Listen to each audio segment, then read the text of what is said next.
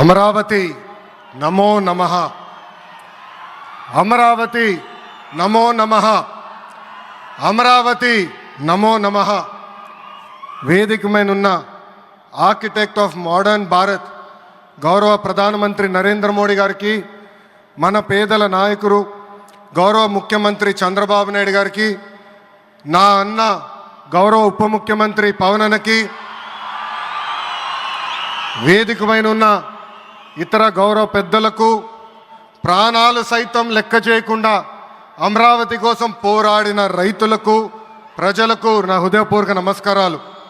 ముందుగా పహల్గామ్ ఉగ్రవాద దాడిలో చనిపోయిన వారికి నేను నివాళులర్పిస్తున్నా. ఉగ్రవాదుల దాడిలో చనిపోయిన వారి కుటుంబానికి దేశం మొత్తం అండగా నిలబడుతుంది.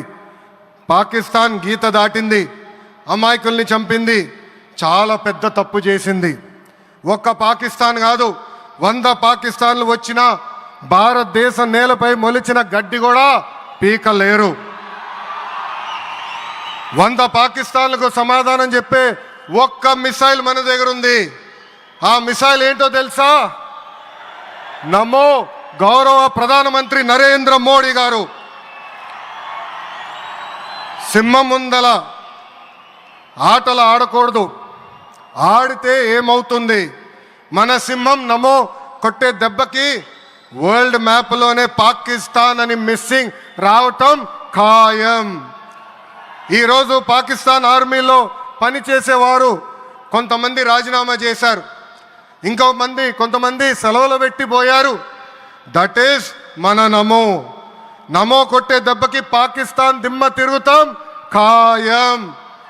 ఈరోజు నేను గర్వంగా చెప్పగలుగుతున్నా, ఎంటైర్ నేషన్ స్టాండ్స్ విత్ మన నమో. కేంద్రం ఈరోజు కులగణన చేయాలనే నిర్ణయం తీసుకుంది. ఇది ఒక నిర్ణయం కాదు, ఇది ఒక సంచలనం. Wear others hesitated for decades, Namo acted, rewriting history with courage. True to his commitment to empower the marginalized and deprived, Namo's bold stroke will deliver social justice in its truest form. నమో గారికి ఆంధ్రప్రదేశ్ అన్న, అమరావతి అన్న ఎంతో ప్రేమ. ఇప్పుడు ఆయన ఢిల్లీలో ఎంత బిజీగా ఉన్నారో మనందరూ తెలుసు. ఆయన ఈ కార్యక్రమానికి వచ్చారు. 2024 ఎన్నికల్లో ప్రజలు ఎన్డీఏ ప్రభుత్వానికి 94 సీట్లు గెలిపించారు. అందుకే మన ప్రధాని నమో గారు ఆంధ్రప్రదేశ్ కోరిన అన్ని కోరికలు తీరుస్తున్నారు. మొన్నే విశాఖపట్నానికి వచ్చి railway zone, NTPC green project, Nakkapalli bulk drug పార్క్కి నిధులు కేటాయించారు. ఏకంగా విశాఖపట్నం ఉక్కు ఫ్యాక్టరీని కాపాడారు. ఇప్పుడు అమరావతికి వచ్చి నిధులే కాదు పనులు కూడా ప్రారంభించబోతున్నారు.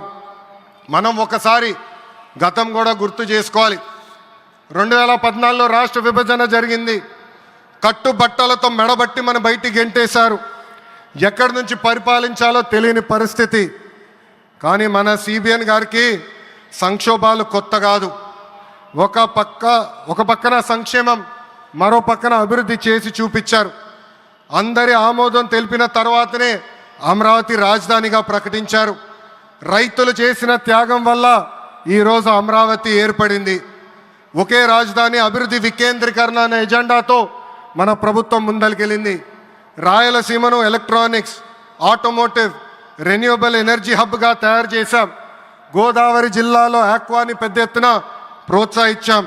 ఉత్తరాంధ్రలో ఐటీ, ఫార్మా కంపెనీలు కూడా ఆనాడు మనం తీసుకొచ్చాం. కానీ 2019 నుంచి 24 వరకు విధ్వంస పాలన మనం చూసాం. మన సిబిఎన్పై ఉన్న వ్యక్తిగత కక్షతో అమరావతిని చంపేయాలని చూశారు. ఒక్క ఇటుక కూడా పెట్టకుండా 3 రాజధానులంటూ 5 సంవత్సరాలు గడిపేశారు. 8 ఏళ్ల పిల్లోడి దగ్గర నుంచి 80 సంవత్సరాల వృద్ధుడి వరకు జై అమరావతి అంటూ జెండా బతుకుని రోడ్డు పైకి వచ్చి ధర్నాలు చేస్తాం, పోరాటాలు చేస్తాం, మనందరం చూసాం. జై అమరావతి అన్నందుకు రైతులకి సంఖ్యలు వేశారు. జై అమరావతి అన్నందుకు మహిళా రైతుల్ని పోలీస్ బూటులతో తన్నిచ్చారు. జై అమరావతి అన్నందుకు రైతుల్ని ఏకంగా పెయిడ్ ఆర్టిస్టులు అన్నారు. ఎన్ని అరాచకాలు చేసినా అమరావతి రైతులు తగ్గేదే లేదన్నారు. 1631 రోజుల పాటు అమరావతి ఉద్యమం కొనసాగింది. 2070 మంది రైతులు చనిపోయారు. సుమారుగా 3,000 మంది రైతులపైన ఆనాటి ప్రభుత్వం దొంగ కేసులు పెట్టింది. ఎన్ని కుట్రలు చేసినా జై అమరావతి అన్న నినాదం ఆ శంకుస్థాపన చేసింది ఎవరు? మన నమో శంకుస్థాపన చేసిన అమరావతి ఆపే దమ్ము ఎవరికి లేదు. 1631 రోజుల పాటు పోరాడి అమరావతిని నిలబెట్టిన రైతులకి నేను ఈరోజు శిరస్సు వంచి నమస్కరిస్తున్నాను. ప్రధాని నమో గారి చేతి మీదుగా అమరావతి పనులు తిరిగి ప్రారంభం అవుతున్నాయి. ఇంకా అమరావతి అన్స్టాపబుల్. అభివృద్ధి వికేంద్రీకరణ అంతే స్పీడ్గా జరిగిపోతుంది. Polavaram, Visakha steel plant, Bhogapuram airport, Prakasam జిల్లాలో CBG plant, Kurnool high court bench, ఇలా అన్ని కార్యక్రమాలు జెట్ స్పీడ్తో జరుగుతాయి.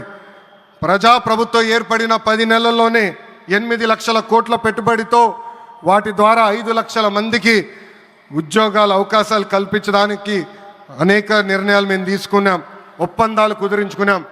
అంతేకాదు 16,347 పోస్టులతో మెగా డిఎస్సి నోటిఫికేషన్ కూడా ఇచ్చాం. 5 ఏళ్ళలో ప్రైవేట్ రంగంలో 20 లక్షల ఉద్యోగాలు కల్పించాలని ఒకే ఒక లక్ష్యంతో ఈ ప్రజాప్రభుత్వం పనిచేస్తుంది. ఆంధ్రప్రదేశ్లో ఇప్పుడు డబుల్ ఇంజిన్ సర్కార్ ఉంది. 2 పవర్ఫుల్ ఇంజిన్లు. ఒక పక్కన మన నమో, మరో పక్కన మన సిబిఎన్ గారు. అభివృద్ధి సంక్షేమం అనేది జోడెద్దుల బండి. ఎన్ని ఇబ్బందులు ఉన్నా సంక్షేమ కార్యక్రమాలు అమలు చేస్తూ అభివృద్ధి పరుగులు పెట్టిస్తున్నారు మన సిబిఎన్, మన పవన్ అన్న. ఇంకా మనకి తిరిగే లేదు. నాకు తెలిసినంత వరకు ఏ రాష్ట్రాన్ని కూడా గౌరవ ప్రధానమంత్రి గారు ఇన్నిసార్లు వెళ్ళింది లేదు. దానికి నేను హృదయపూర్వక ధన్యవాదాలు తెలుపుకుంటూ జై అమరావతి, జై అమరావతి, జై అమరావతి, జై ఆంధ్రప్రదేశ్, జై ఆంధ్రప్రదేశ్, జై ఆంధ్రప్రదేశ్. నరేంద్ర మోడీ గారి నాయకత్వం, నరేంద్ర మోడీ గారి నాయకత్వం, చంద్రబాబు నాయుడు గారి నాయకత్వం, పవన్ అన్న నాయకత్వం. జై హింద్.